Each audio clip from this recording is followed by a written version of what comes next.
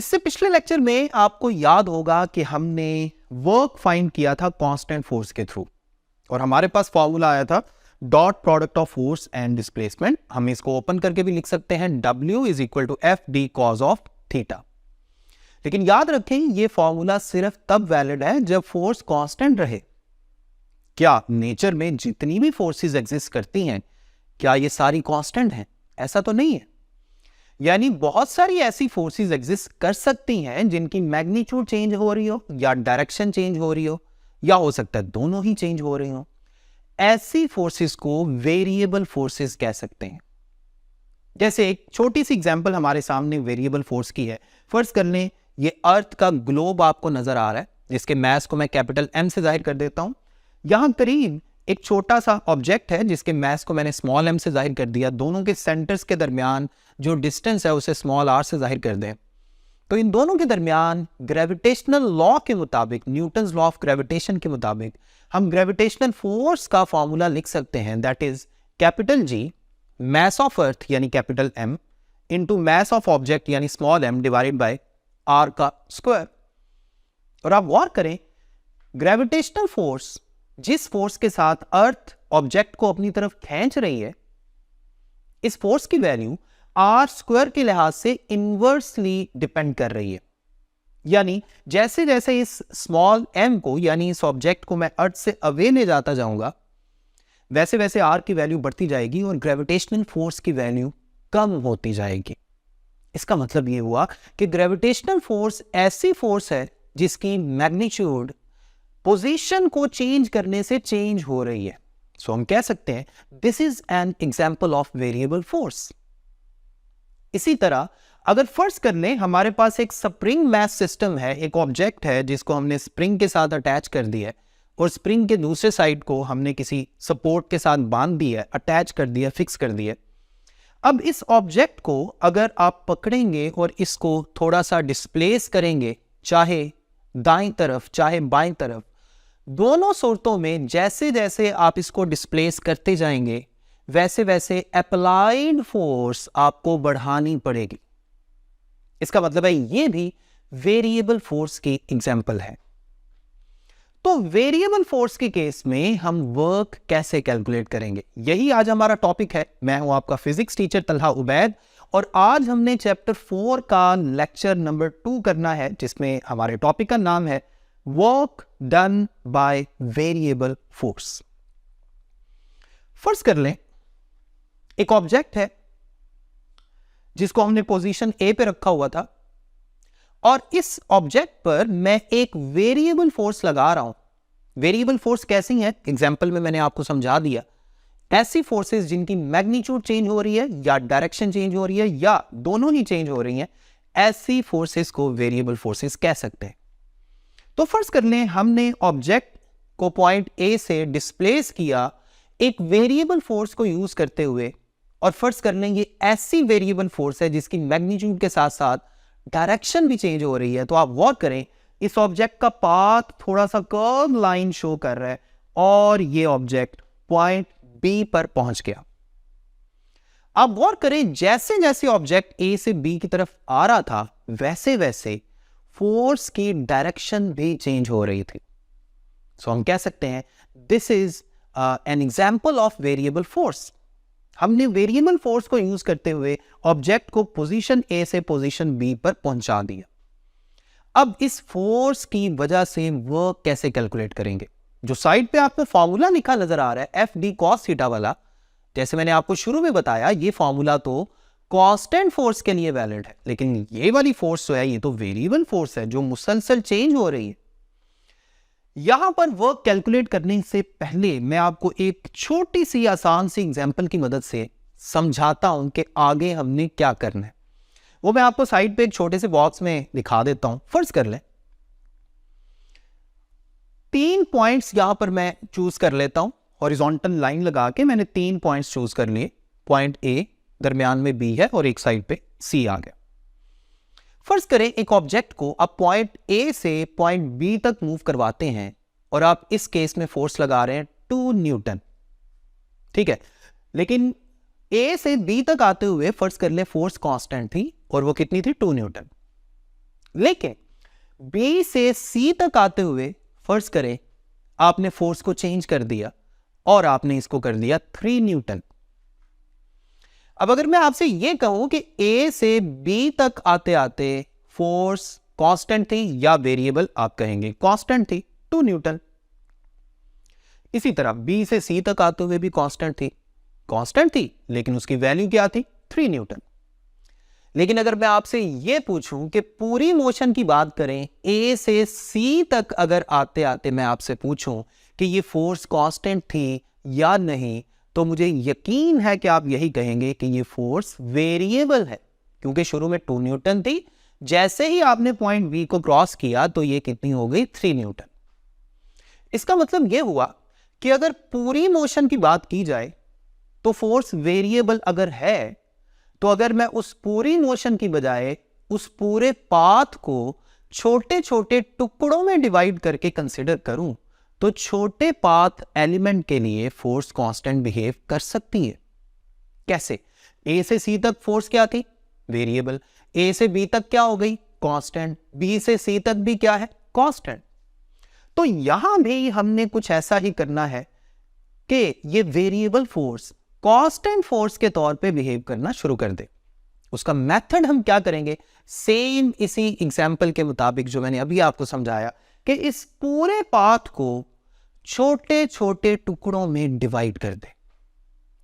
इतने छोटे टुकड़ों में डिवाइड कर दें कि छोटे से पाथ एलिमेंट के लिए फोर्स के वेरिएबल होने की गुंजाइश बाकी ना रहे। जैसे फर्ज करने A से लेके B तक मैंने इन्फिनिटेसिमली का मतलब है होता है लामहदूद हद तक छोटे इंटरवल्स में मैंने इनको डिवाइड कर दिया। ठीक है, हमने क्या किया? हमने इस पाथ एलिमेंट को, टोटल पाथ को इन्फिनिटेसिमली स्मॉल इंटरवल्स में डिवाइड कर दिया। और फर्ज कर लें हर छोटे पाथ एलिमेंट के लिए मैं उसका नाम रख देता हूं डेल्टा D1। पहले पाथ एलिमेंट के लिए डेल्टा D1, दूसरे के लिए डेल्टा D2, तीसरे के लिए डेल्टा D3, अप टू आखिरी जो एलिमेंट है उसके लिए मैं नाम रख देता हूं डेल्टा Dn। अब जो पहला पाथ एलिमेंट है, यहां पर फोर्स की कोई ना कोई डायरेक्शन भी होगी और फोर्स की कोई ना कोई मैग्नीट्यूड भी होगी, लेकिन ये कांस्टेंट होगी। जब तक डेल्टा D1 पाथ इंटरवल की बात करेंगे तब तक ये फोर्स कांस्टेंट रहेगी और इसका हम नाम रख देते हैं F1।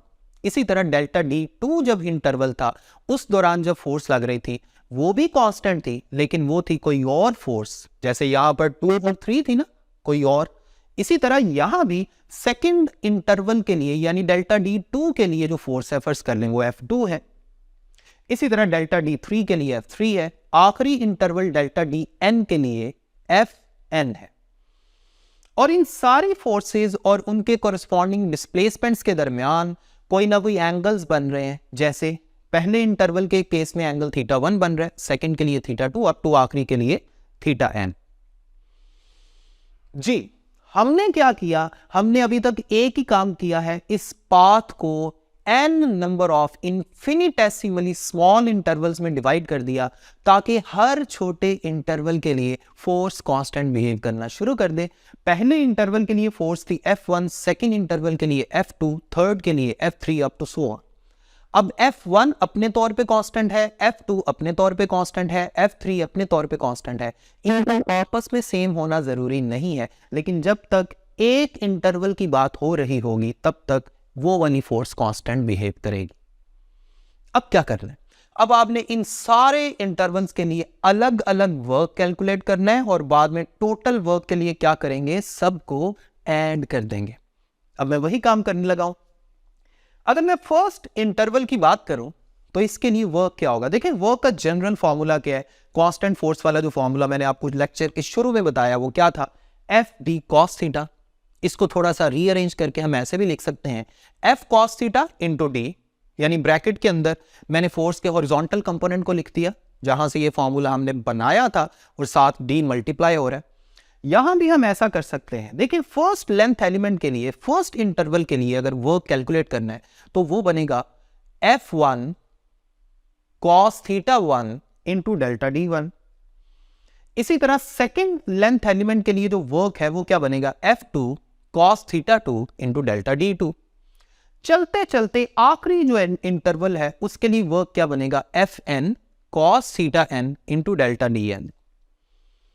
अब ये सारे वर्क्स हमने अलग अलग कैलकुलेट कर लिए, अब क्या करना है, अब सबको ऐड कर लेना है और आपके पास टोटल वर्क आ जाएगा। उस टोटल वर्क को हम नाम दे सकते हैं W और सबस्क्रिप्ट में छोटा सा मैंने लिख दिया A to B।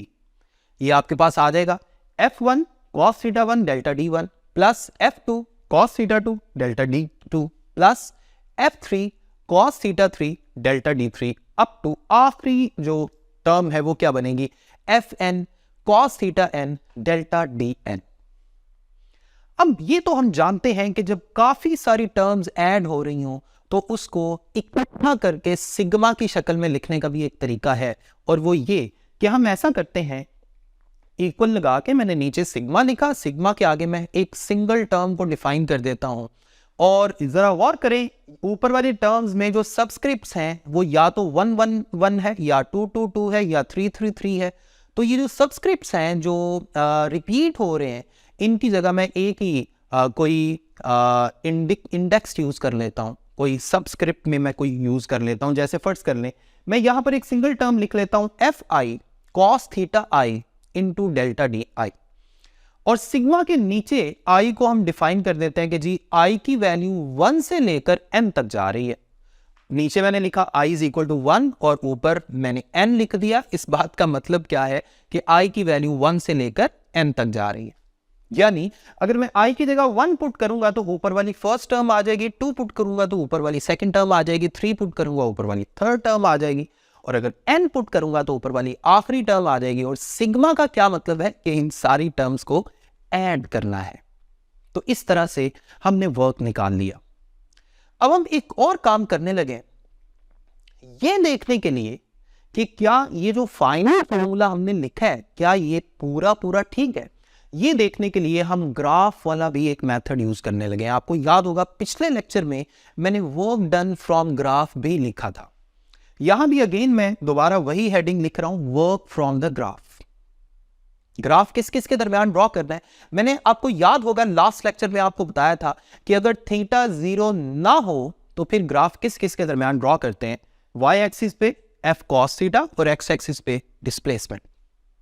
यहां भी ऐसे ही किया, लेकिन इस टॉपिक में एक और नई चीज है, और वो क्या कि अगर मैं पूरे पाथ की बात करूं तो ये फोर्स कांस्टेंट नहीं थी। फोर्स को हमने जबरदस्ती कांस्टेंट किया था उस पाथ को छोटे छोटे इंटरवल्स में डिवाइड करके, लेकिन अगर मैं पूरे पाथ की बात करूं तो ये फोर्स कांस्टेंट नहीं थी। अगर ये फोर्स कांस्टेंट नहीं थी तो फिर ये ग्राफ कैसा बनेगा, गौर कीजिएगा। देखिए जब फोर्स कांस्टेंट थी तो ग्राफ आया था हॉरिजॉन्टल स्ट्रेट लाइन, लेकिन अब फोर्स कांस्टेंट नहीं है तो इसका जो x कंपोनेंट है यानी f cos थीटा की वैल्यूज जो है ये वेरी करेंगी, और ये फर्ज कर लें ये इस तरह की कर्व लाइन आ रही है ग्राफ की। ठीक है, ये हमने ग्राफ ड्रॉ कर लिया इस इवेंट के लिए। अब हम अगला काम करने लगे। आपको याद होगा अभी थोड़ी देर पहले मैंने कहा कि फोर्स को कांस्टेंट करवाने के लिए हमने पूरे पाथ को छोटे छोटे इंटरवल्स में डिवाइड किया था। यहां भी ऐसे ही करेंगे। मैंने एक्स एक्सिस पे जो डिस्प्लेसमेंट है इसको छोटे छोटे इंटरवल्स में डिवाइड कर दिया, ग्राफ के ऊपर भी। और इससे पिछले टॉपिक में आपको याद होगा, मैं आपको साइड पे दिखा भी देता हूं, जब फोर्स कांस्टेंट हो तो फिर एरिया अंडर द ग्राफ हमें क्या बताता था, वर्क। और वो एरिया कैसा आता था, वो रेक्टेंगल की शक्ल में आता था। यहां भी कुछ ऐसा ही होगा, गौर से देखते जाएं, ग्राफ को गौर से देखते रहें, सारा डिस्कशन ग्राफ के ऊपर ही है। अब देखें मैंने एक्स एक्सिस पे छोटे छोटे इंटरवल्स बना दिए हैं, और पहला इंटरवल डेल्टा D1 जाहिर कर रहा है, दूसरा इंटरवल डेल्टा D2 है, तीसरा डेल्टा D3 है, अप टू चलते चलते आखिरी इंटरवल क्या बन गया, डेल्टा DN। जब इंटरवल डेल्टा D1 था तो तब फोर्स के x कंपोनेंट की वैल्यू क्या थी, मैंने पहले भी आपको बताया डेरिवेशन करने के दौरान, यहां ग्राफ पे भी हम शो करेंगे। फोर्स का x कंपोनेंट जारी बात है y एक्सिस के अलोंग आएगा, और इसे हम क्या कहेंगे, F1 cos थीटा 1। अब चूंकि F1 cos थीटा 1 की वैल्यू डेल्टा D1 के लिए सेम रहनी चाहिए, तो इसका मतलब है जितना डेल्टा D1 वाला हिस्सा है ग्राफ का इतना हिस्सा हॉरिजॉन्टल होना चाहिए। और अगर मैं इसको हॉरिजॉन्टल कंसीडर करूं तो मेरे पास एक पूरी रेक्टेंगल आनी चाहिए। ग्राफ के ऊपर। इसी तरह सेम ऐसा ही होगा डेल्टा D2 के लिए। डेल्टा D2 की अगर बात करूं तो इस दौरान फोर्स का एक्स कंपोनेंट क्या था, F2 cos θ2, और इसकी अलग से एक रेक्टेंगल बननी चाहिए।